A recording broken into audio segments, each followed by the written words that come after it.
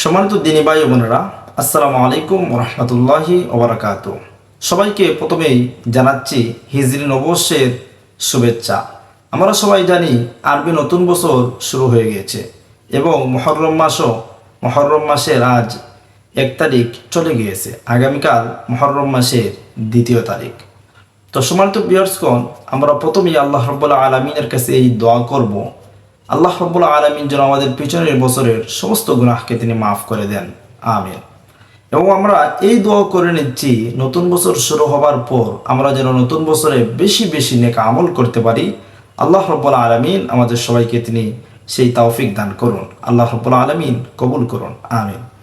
তো সম্মানিত ভিউয়ার্সগণ, মহররম মাস ইসলামের একটি গুরুত্বপূর্ণ মাস। এই মাসে আমরা সবাই বেশি বেশি আমল করার চেষ্টা করব এবং এই মাসের মধ্যেই আশুরা রয়েছে এবং আশুরার রোজা রয়েছে।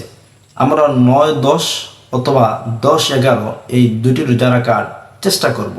আল্লাহ রাব্বুল আলামিন যেন আশুরার রোজা রাখার তৌফিক দান করেন আর মহররম মাসে যেন আমরা বেশি বেশি নেক আমল করতে পারি, সেই তৌফিক দান করেন। আজকের মতো ভিডিওটি এখানেই শেষ করতেছি। আসসালামু আলাইকুম ওয়া রাহমাতুল্লাহি ওয়া বারাকাতুহু।